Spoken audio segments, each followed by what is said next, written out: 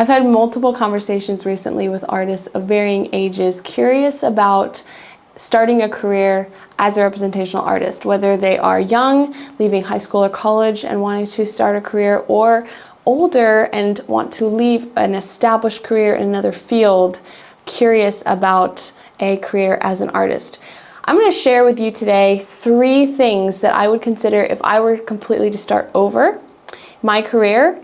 And they're reflective of advice I received roughly 10 years ago when I graduated high school and started my painting career. The first thing to consider would be to have a time of focused preparation. What do I mean by focused preparation? Having a time where you can really devote yourself to the practice of painting and learning the principles of painting and drawing and honing your skill is so imperative to a career as an artist. And having that focused preparation time where you're not having to churn out work that then all needs to sell is a very key part of this first point I want to make with you. So there's no shame in having a second job that supports you during this focused preparation stage. This stage also never really ends. As artists, we're constantly growing and developing and learning new things, but especially at the beginning, having a time, it varies for everyone. It could be multiple years long. I'm not talking just about 3 weeks or 2 months of focused preparation, but a very devoted amount of time of heads down learning about the skill of painting without having to make a living off of it at that stage is very, very helpful. For me, I had various nanny jobs with different families during the first several years of my career so that I could be in the studio and working without having to manage other people's expectations with commissions or churning out paintings at a quick rate and focusing on quantity rather than quality. I always wanted to focus on quality over quantity. So maybe that means you're a very young artist just starting out. It's a great idea and there's no shame in it to have another job. Or if you are an older artist and have an established career, keeping that job and using your spare time to have that time of focused preparation. So having a time of focused preparation I think is vital to establishing a great foundation for your skill level and your career as an artist. The second thing that I would do at the outset of my career would be to find my formula. We all, as people, human beings, have monthly expenses that need to be met, whether it's our housing, our food, clothing, etc., etc.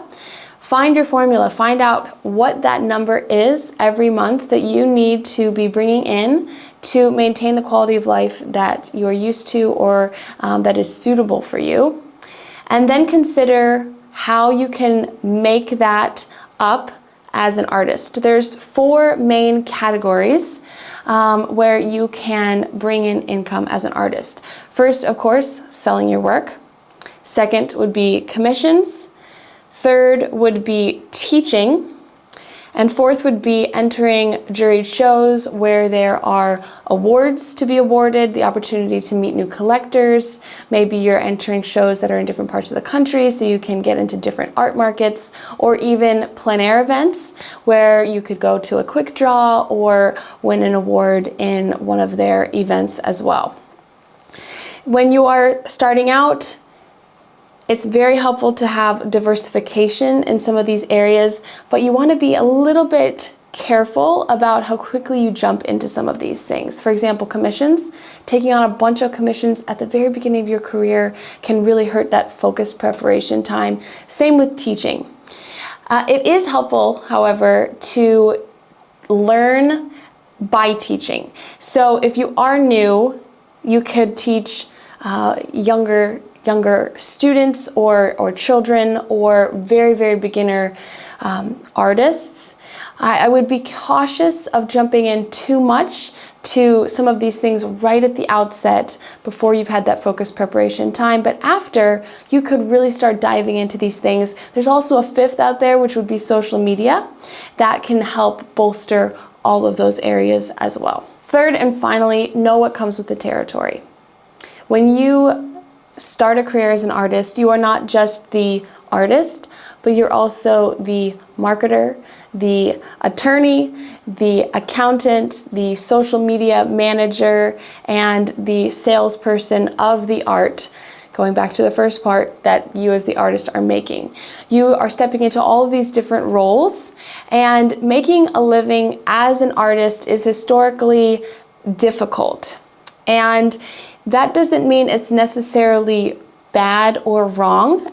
There are many careers out there that are very difficult or have parts to them that are highly undesirable. So as creative people, those more administrative side of things, the managing of the website, of emails, of paying attention to deadlines and shows and entering them, of the photography of the paintings, those things can be very tedious and draining for us. All we want to do is paint. But unless you are doing those other parts of the very important part of running a business, of being an artist, you will start to be surrounded by your paintings and no one will know that they exist because you're lacking on the administrative side.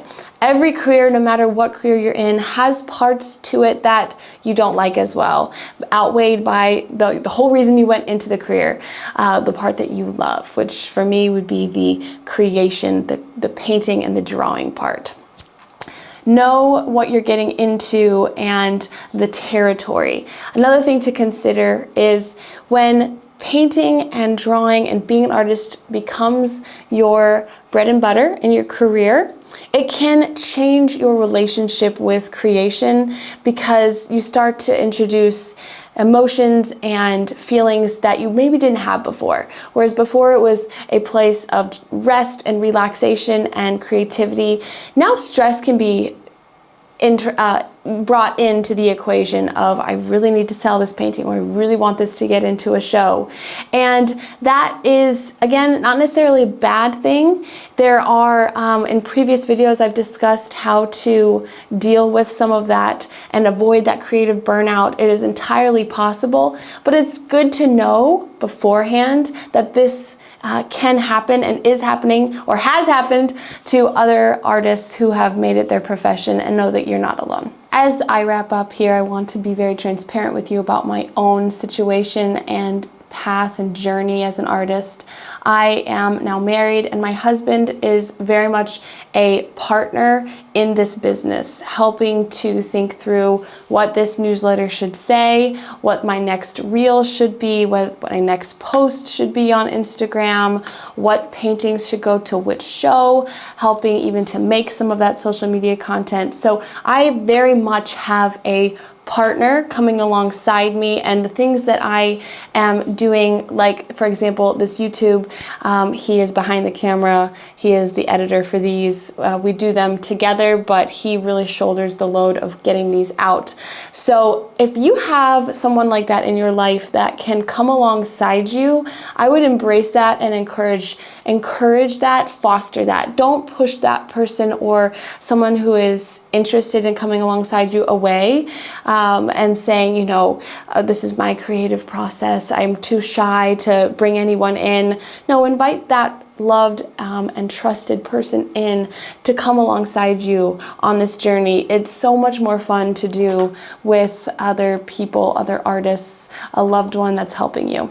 If you are feeling isolated and you don't have a community of artists, or you're curious to see what other artists are creating, how they're making their career, and how they're getting that focused preparation in, no matter what stage of their career they're at, I encourage you to join all of us over on my Patreon and join Broadcasting Brushers. It is a live streamed model session I host twice a month. We have 3-hour live streams in 4K resolution.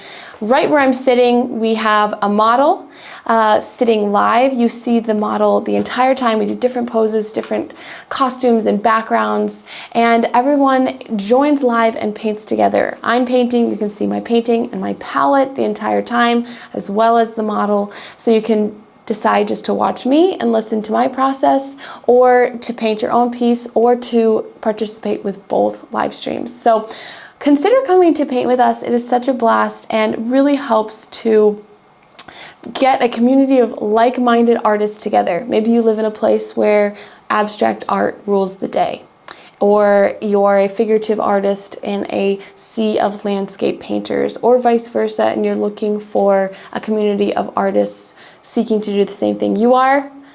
Broadcasting Brushers is a great option for you to consider. Hope to see you there.